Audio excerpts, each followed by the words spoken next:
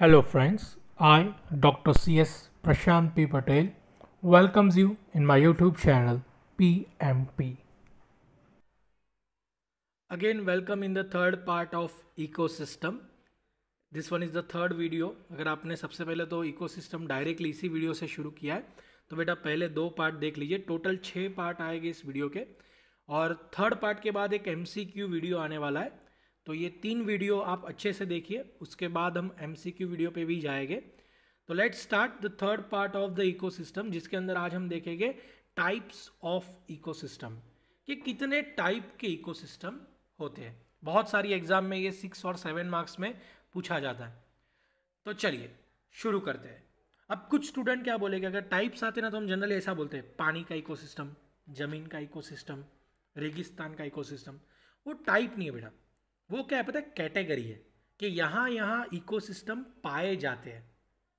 पर उसी को, हालांकि वो आप टाइप बोलो तो भी कोई गलत नहीं है, अगर एक जनरल सेंस में देखा जाए तो वो भी एक टाइप है. लेकिन हमें कैटेगरी बनानी हो तो पर्टिकुलर टाइप्स बनाने हो, कैटेगरी नहीं पर्टिकुलर टाइप बनाने हो तो इकोसिस्टम को हम 4 टाइप में डिवाइड कर सकते हैं. नेचुरल, आर्टिफिशियल, एनर्जी बेस्ड और वॉल्यूम बेस्ड. एक इकोसिस्टम को हम 4 टाइप में डिवाइड कर सकते हैं.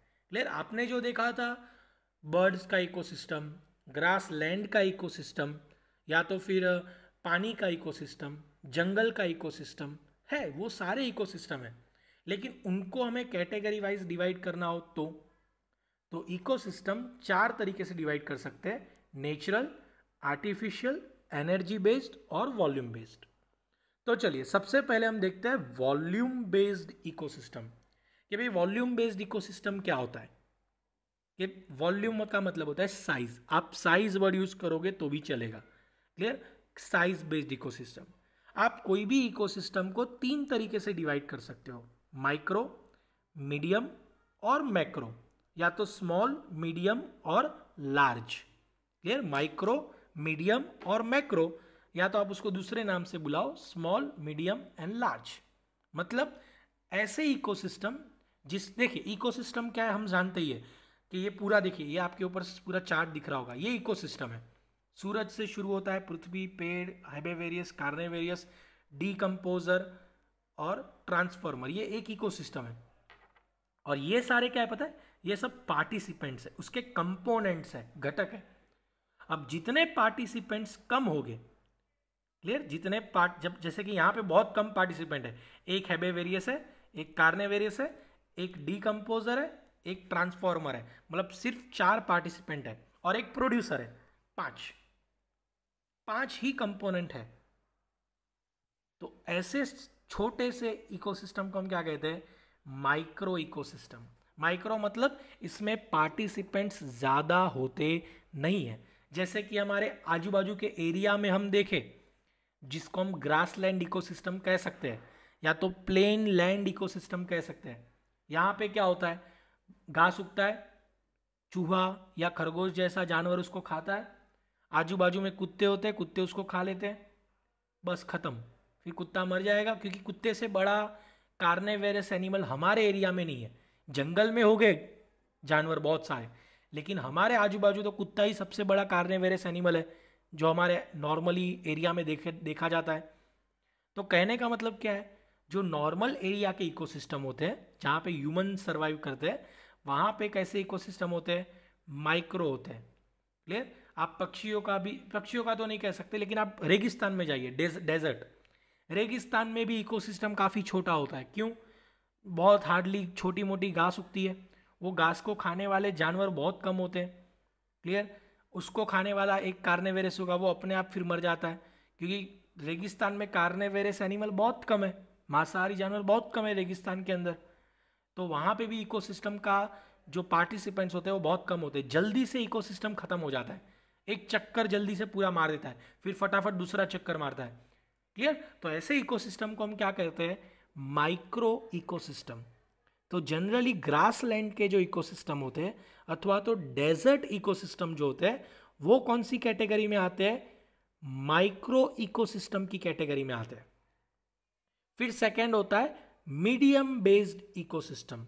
मीडियम बेस्ड इकोसिस्टम यानी क्या, ऐसा इकोसिस्टम ना ज़्यादा बड़ा है ना ज़्यादा छोटा है। जैसे कि पक्षियों का इकोसिस्टम, पक्षियों में क्या होता है, पेड़, सूरज का प्रकाश पृथ्वी पे आया, घास उगा, अनाज उगा, एक पक्षी ने खाया, उसको दूसरा पक्षी खाएगा, शायद उससे भी और एक बड़ा पक्षी उसको खा जाए। मतलब यहाँ पे कार्निवोरस एनिमल जो होता है, मांसाहारी, शाकाहारी एक होता है, उसको कोई मांसाहारी खाएगा, उसको और एक बड़ा मांसाहारी खाएगा। सेकंड कार्निवोरस, मतलब पक्षियों में थोड़ी चेन जो होती है वो लंबी होती है। तो ऐसे इकोसिस्टम को हम कहाँ रख सकते हैं, मीडियम साइज इकोसिस्टम में रख सकते हैं। और थर्ड होता है मैक्रो इकोसिस्टम। मैक्रो इकोसिस्टम मतलब क्या, आप जंगल में जाइए, जंगल में घास उगेगी, उसको खरगोश खाएगा, खरगोश को कौन खाएगा, तो जंगली भेड़िया खाएगा, भेड़िए को कौन खाएगा, कोई चीता खा जाएगा, चीते को मारने के लिए भी और भी जंगली जानवर बैठे। अब पानी में जाइए, समंदर के अंदर घास उगा, एक छोटी मछली ने खाया, उसको एक बड़ी मछली ने खाया, उसको और एक बड़ी मछली ने खाया, उसको व्हेल ने खा दिया, व्हेल कोई शार्क के हाथ में लग गई या मगरमच्छ के हाथ में लग गई, बड़े काफ़ी लंबा चलता है वो। वहाँ पे जो मांसाहारी जानवर है उनकी संख्या ज़्यादा है, वो एक दूसरे को खा लेंगे। मतलब वो इकोसिस्टम जो है ना वो काफ़ी बिजी है, बिजी मतलब उसमें बहुत सारे एनिमल घुस रहे हैं अंदर। तो ऐसे इकोसिस्टम को हम क्या कहेंगे, मैक्रो अथवा तो लार्ज इकोसिस्टम। क्लियर। तो जनरली हमें पता है 5 तरीके के इकोसिस्टम होते हैं। क्लियर। जमीन का मतलब खुले मैदान का, रेगिस्तान का, तो ये छोटे होते हैं, उसके लिए उसको मैक्रो में रख दो। पक्षियों का इकोसिस्टम होता है, उसे मीडियम में रख दो। और पानी का और जंगल का जो होता है उसे आप मैक्रो में रख दो। अब आपके दिमाग में ये आएगा कि सर चलो पानी का तो इकोसिस्टम है लेकिन वो भी अलग अलग है, समंदर का इकोसिस्टम, नदी का इकोसिस्टम, कुएं का इकोसिस्टम, तालाब का इकोसिस्टम। अब अगर उसमें भी देखा जाए तो फिर अलग अलग कैटेगरी बनेगी। समंदर का जाएगा मैक्रो में मतलब लार्ज, नदी का इकोसिस्टम जो होगा क्योंकि उसमें जानवर थोड़े कम हो गए तो उसको आप मीडियम में रख दो। तालाब और कुएं का जो इकोसिस्टम होगा उसे आप माइक्रो में रख दो, स्मॉल, क्योंकि तालाब और कुएं में 15-20 जानवर नहीं होंगे, उसमें छोटे छोटे 1-2 जीव होंगे जो एक दूसरे को मार के जीते होंगे। क्लियर। तो उसको आप स्मॉल में रख दो, माइक्रो में रख दो। तो देखा जाए तो पानी का जो इकोसिस्टम है उसे आप कोई भी कैटेगरी में रख सकते हो, मैक्रो में भी रख सकते हो, मीडियम में भी रख सकते हो और माइक्रो में भी रख सकते हो। लेकिन जनरल सेंस में अगर हम देखें कि पानी यानी हम समंदर को ही गिन के चले तो हमारे जो 5 इकोसिस्टम है, पानी का, जंगल का, रेगिस्तान का, खुले मैदान का और पक्षियों का, ये 5 इकोसिस्टम होते हैं। तो ये 5 को हमें कैटेगरी में रखना हो तो हम लोग क्या करेंगे, खुले मैदान और जो रण प्रदेश का है, डेजर्ट का, उससे हम माइक्रो में रखेंगे, पक्षियों को मीडियम में रखेंगे और जंगल और समंदर का जो इकोसिस्टम है, पानी का, पानी यानी यहाँ पे हमने समंदर अज्यूम किया है तो उसे हम मैक्रो में रखेंगे। क्लियर। तो वॉल्यूम के हिसाब से हम ऐसे कैटेगरी बना सकते हैं, 3 कैटेगरी बनती है। अब हम उसके बाजू में चलते हैं, energy based ecosystem. Energy based ecosystem मतलब क्या, अब उसमें भी 2 कैटेगरी है, डायरेक्टली इन्वॉल्व विद सन और इनडायरेक्टली इन्वॉल्व विद सन। अब डायरेक्टली और इनडायरेक्टली कहने का मतलब क्या है, तो देखो आपको हमारा चार्ट याद होगा, ये रहा हमारा चार्ट है आपकी स्क्रीन के ऊपर जो भी दिख रहा है कि भाई सूर्य का प्रकाश पृथ्वी पे आता है सीधा और पेड़ पौधे उगते हैं।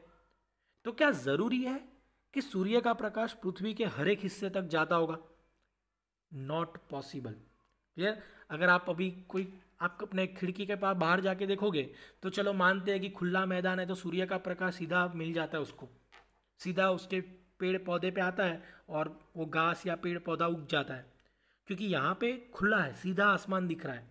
लेकिन आप पानी के अंदर जाओ, क्लियर, आप समंदर में जाओ, समंदर के अंदर कुछ किलोमीटर तक पानी जाएगा अंदर तक, प्रकाश जाएगा अंदर तक, तो चलो वनस्पति उग गई। लेकिन आप और अंदर जाओगे, हजारों मीटर अंदर जाओगे जब, तब कौन सा सूर्य का प्रकाश वहाँ तक पहुँचता है, क्योंकि सूर्य के प्रकाश के बिना तो वनस्पति उगने वाली नहीं है। तो कैसे उगेगी वहाँ तक, फिर भी उगती है, फिर भी वहाँ पे वनस्पति है और वहाँ पे भी इकोसिस्टम है अंदर तक नीचे तक अलग अलग जीव का।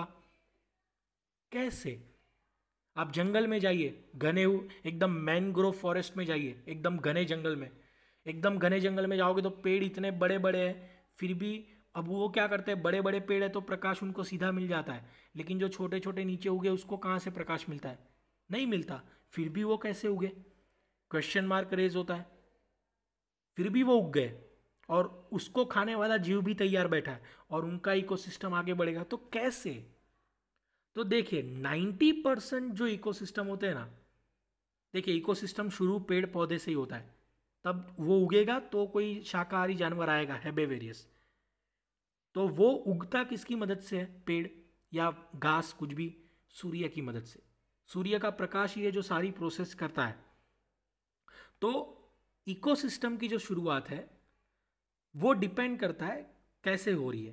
क्या वो डायरेक्टली सूरज का प्रकाश उसके ऊपर आने से शुरू हुई है कि इनडायरेक्टली?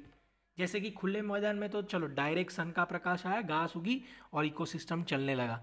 रेगिस्तान में आप जाओ, रेगिस्तान में भी ऐसा है, सीधा प्रकाश पड़ा और सिस्टम चलने लगा।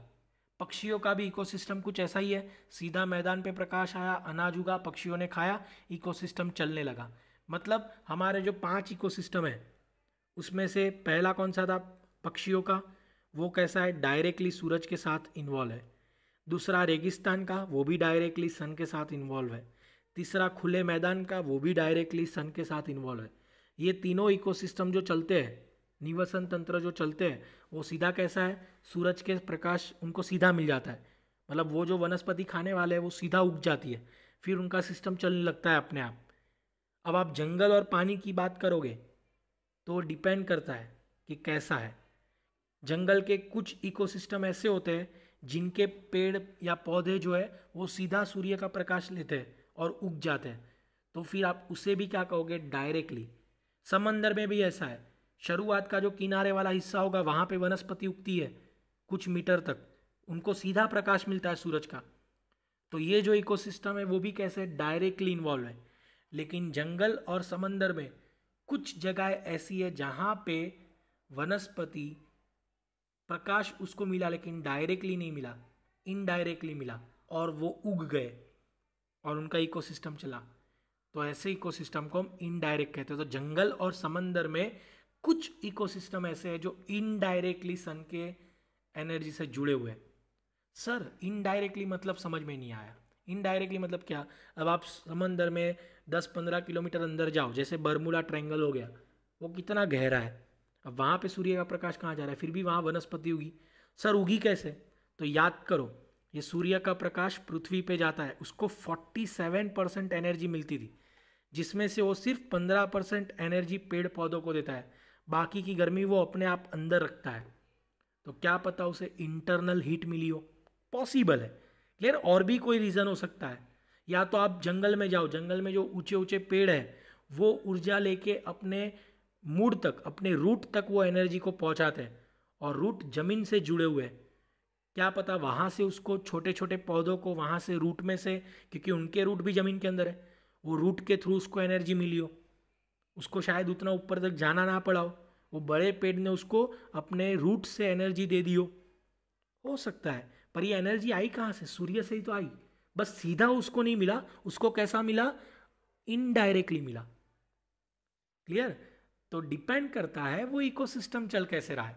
तो जंगल के कुछ इकोसिस्टम जो होते हैं, 90% इकोसिस्टम डायरेक्टली चलते हैं, लेकिन कुछ इकोसिस्टम अभी भी ऐसे हैं जंगल में जो इनडायरेक्टली चलते हैं। अब वो पेड़ पौधा उग गया छोटा सा, बिना सूरज के कांटेक्ट में आए हुए, लेकिन सूरज की रोशनी उसको मिल गई, अब उसको खाने वाला कोई जानवर आ ही जाएगा, फिर उसको मारने वाला कोई मांसाहारी जानवर भी आ जाएगा और इकोसिस्टम चलने लगेगा।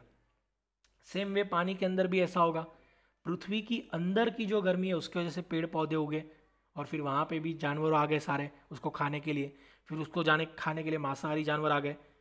तो ये पेड़ पौधे उगे पृथ्वी के पास से गर्मी लेके, लेकिन वो गर्मी आई कहाँ से? सूरज के पास ही थी, वहाँ से ही आई। तो हर एक इकोसिस्टम सूरज से ही जुड़ा हुआ है, बस फर्क ये है कुछ डायरेक्टली जुड़े हुए हैं, कुछ इनडायरेक्टली जुड़े हैं।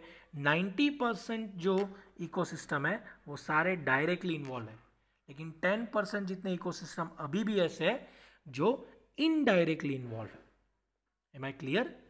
तो आप इस हिसाब से भी कैटेगरी बना सकते हो कि भाई खुले मैदान का, जमीन का मतलब रेगिस्तान का, पक्षियों का, ये सब डायरेक्ट में आते हैं।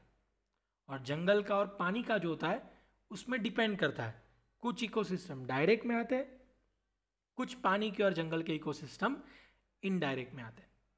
Am I clear? अगर आपने आगे के वीडियो देखे होंगे तो ये टॉपिक समझने में उतनी ज़्यादा प्रॉब्लम आने वाली नहीं है। अब थर्ड टाइप पे आते हैं, दैट इज आर्टिफिशियल इकोसिस्टम। अब ये आर्टिफिशियल इकोसिस्टम यानी क्या? मैन मेड, इंसानों द्वारा बनाया गया इकोसिस्टम। इंसान बना, इकोसिस्टम बनाता कौन है? ये जानवरों की चेन बनाई किसने? भगवान ने बनाई, कुदरत ने बनाई, नेचर ने बनाई, आप कुछ भी कह लो, वो कुदरती तरीके से बनी है। इंसान ने इसमें कुछ नहीं किया है और वो अपने आप चलता है, हम नहीं बोलते। लेकिन इंसान भी अब भगवान बनना चाहता है। उसने क्या किया है पता है? सारे जानवरों को कंट्रोल करके रखा है, और उनको कैसे रखना है, उनको कौन क्या खाना देगा, उसको कब मारना है, वो सब कुछ कौन नक्की करता है? इंसान नक्की करता है। और ऐसे इकोसिस्टम को हम कहते हैं artificial ecosystem, man made ecosystem, इंसान के द्वारा बनाया गया इकोसिस्टम। ये जो जंगल के इकोसिस्टम है, पानी के इकोसिस्टम है, ये सब किसने बनाए? नेचर ने बनाए खुद। लेकिन अब तो इंसान भी इकोसिस्टम बनाने लगा है। जैसे कि यहाँ पे आप पहला देखो, agro farm ecosystem. Agro farm ecosystem यानी क्या? आप एग्रीकल्चर एक्टिविटी करते हो या तो आप पोल्ट्री फार्मिंग करते हो, ये सब एग्रो में आता है। आपने मुर्गे पाल के रखे बहुत सारे, या मुर्गियाँ पाल के रखी है। अब जनरली क्या होता है, जानवर अपना खाना खुद ढूंढते हैं, लेकिन ये तो हमने पाले हुए हैं, पालतू जानवर है, गाय भैंस मुर्गे, ये सबको खाना कौन देगा? हम खुद देंगे। जनरली क्या होता है, जंगल में खाना खुद ढूंढते हैं, पानी के अंदर खाना खुद ढूंढते हैं जानवर। लेकिन यहाँ पे हमने क्या किया, गाय भैंस और मुर्गे को खुद घास काट के लाए और उसके सामने रख दिया, वो बैठे बैठे खा रहा है। मतलब इकोसिस्टम को आप चला रहे हो, वो कब खाएगा, कितना खाएगा, वो आप नक्की कर रहे हो। फिर जिस दिन गाय दूध देना बंद कर देगी, तब हम क्या करेंगे? उसको जंगल में छोड़ देंगे या मार देंगे, जो भी होता हो।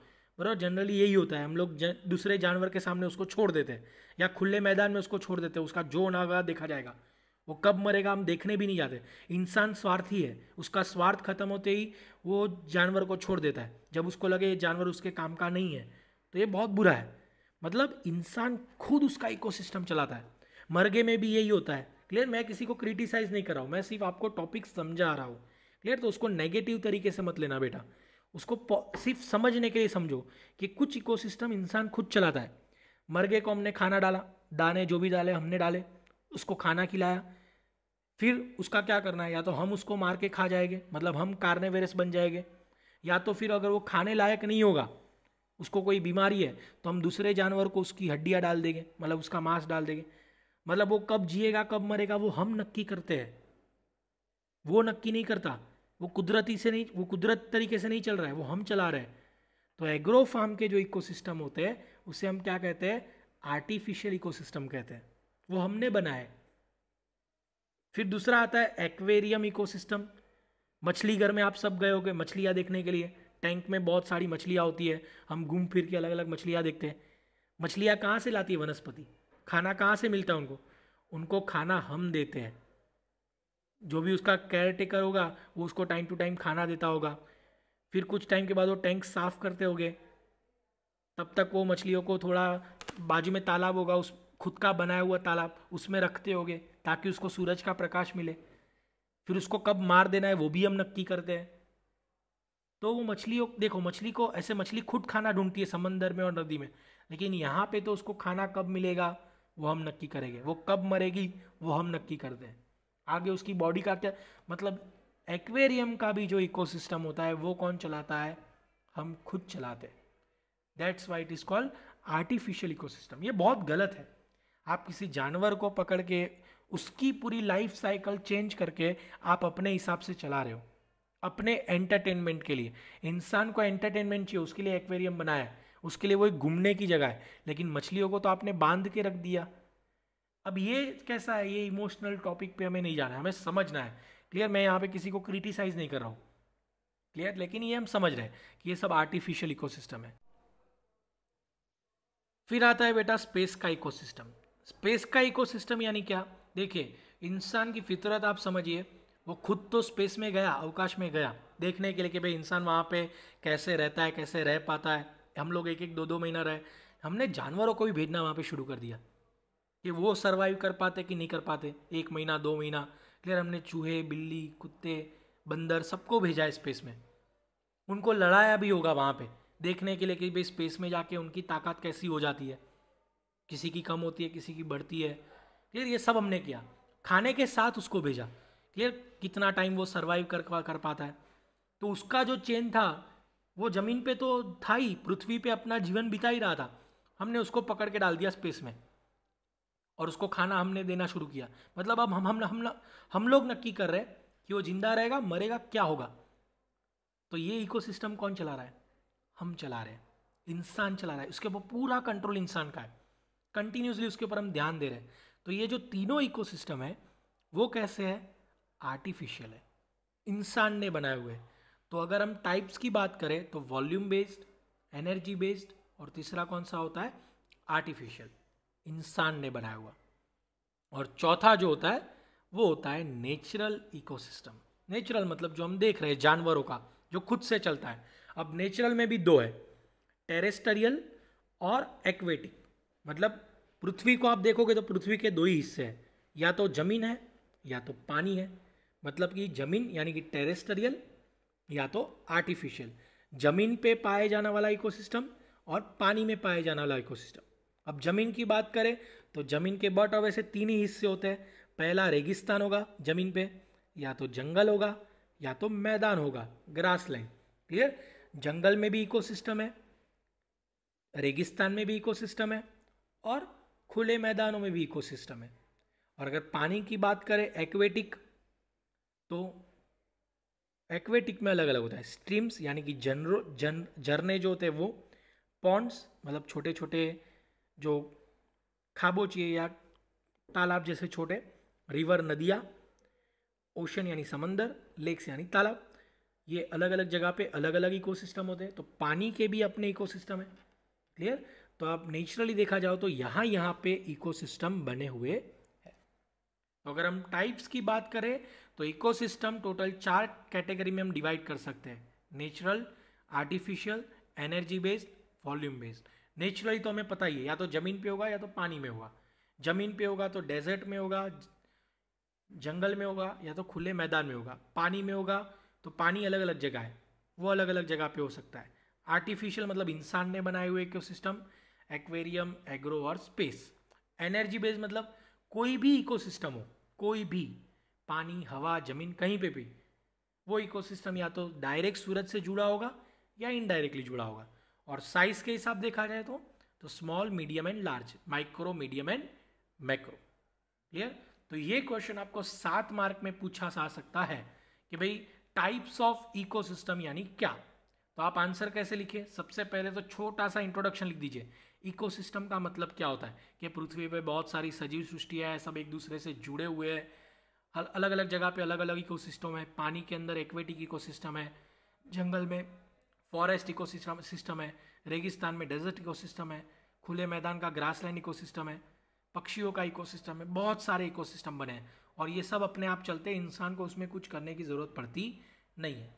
आप इतना छोटा सा इंट्रोडक्शन लिख दीजिए, फिर आप ये पूरा चार्ट ड्रॉ कर दीजिए। मतलब इंट्रोडक्शन प्लस ये चार्ट आपका एक पेज हो गया।